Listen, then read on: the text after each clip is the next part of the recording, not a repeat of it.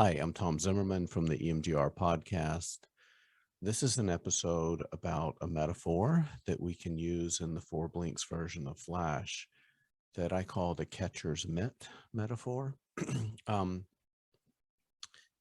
and it can help us manage activation um, in Flash versions pretty well.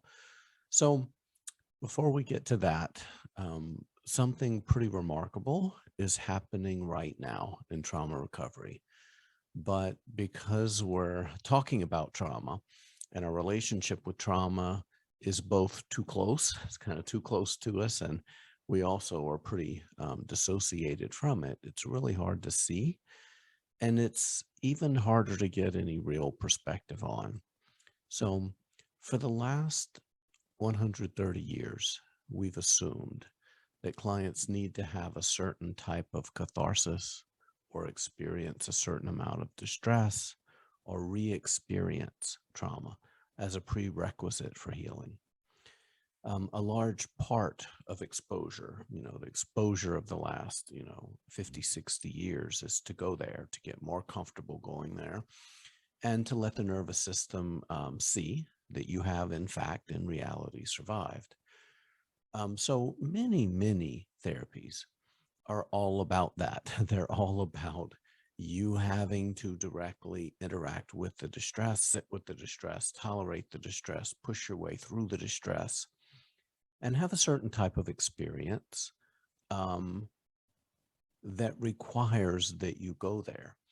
In EMDR therapy, which I'm trained to do, we engage in lengthy preparation, particularly with clients with complex trauma, to make sure that they're able to sit with and digest the distress that comes. Noticing the distress that comes is the active ingredient. One of the core, it's kind of how I describe it, is the bright yellow line in the center of the EMDR road. Noticing distress that comes in Flash is an invitation for a mess. It does not work well. Noticing distress in Flash will junk up your calm scene, right? And remember, the whole point of the calm scene is to have a disconfirming experience. Too much distress, including the protective responses that come when the mousetrap of the amygdala gets snapped. Too much distress from a memory reconsolidation perspective results in experiences that may be confirming rather than disconfirming of the expectation in the bad memory. So too much distress for many reasons is a problem from a memory reconsolidation perspective. Activation, as in selecting a particular slice of the memory, is a key component in Flash. So we do need to activate, but what we do with that activation matters. One of the things that Flash teaches us is that activation and distress are not equivalent. We can activate and container the distress, and the memory will still resolve if we're doing the other core tasks of Flash. In fact, if we're doing anything else, Flash will result in a crawl. It will kind of crash. In some versions of Flash, we'll talk about this pivot away from the activation that happens in every version of Flash that I'm aware of. In some versions of Flash, the therapist encourages the client to lightly activate, then talk about something that is pleasant. And this pivot from the limbic brain to the cortical language centers of the brain, serves as a kind of container. And the activation, particularly for clients that don't have complex trauma, is likely to quickly self-extinguish from our pivot away from it. So we activate and we quickly encourage the client to talk about something pleasant. That pivot itself serves as a kind of container.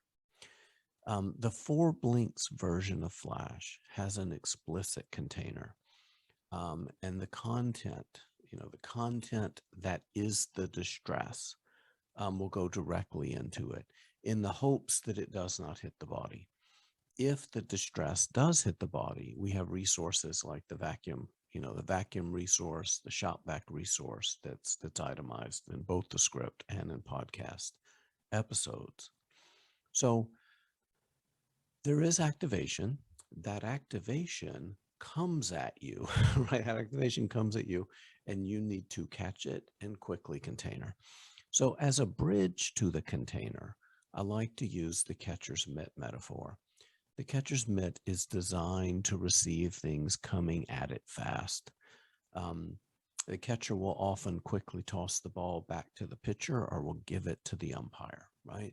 So in flash therapy, whatever comes out of the memory when we open the door and close it, goes into this imaginary mitt. Just imagine it coming right into that mitt, and then it goes right into the container. Again, we want to route whatever comes out of the traumatic memory as soon as we can into the container. We don't want to talk about it. We don't want to explore it. We don't want to see how heavy it is. We don't want to do anything other than immediately contain it. And we definitely don't want what comes out to be the source of other things that may be connected to it to start connecting and activating. So we want the client to identify the activated content, but not attach to it. See what it is, catch it, contain it, and not attach to it. Attaching to it is going to cause it to grow. So in flash therapy, activation and noticing are separate. They have to be. The very idea that we can separate activation and the results of that activation is a pretty novel idea in modern psychotherapies.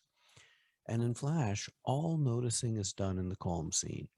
We want that activated micro slice. And again, what we're doing in the 4Blinks version of flash is we are not activating the whole memory. We are activating just enough to get this current micro slice of distress, catch it, container it. Go straight into the container and out of awareness so that all of awareness is available to the calm scene. If activation is showing up while we're trying to have an experience in the calm scene, flash can stop working because the experience we're having is confirming. And again, from a memory reconsolidation perspective, we're looking for disconfirming information, information that disconfirms the expectation in the bad memory. And if the calm scene, imagine this is the whole theater screen of the calm scene. If activation is showing up in it, distress is in the body, it may junk up your calm scene. If distress is anywhere other than your container, which has been pushed out of awareness to make room for the calm scene, if any distress, major distress is showing up, flash is going to start crawling instead of moving at a pretty clip. So thank you all for joining. Thank you for all the good work that you do with your clients. Please let me know if you have any questions. And again, check the body. I know all the things we do in other therapies are to prepare the client to notice distress in the body. And I'm very clear to let clients know outside of flash, we can notice as much distress. I will sit with you and we will notice as much distress as you would like.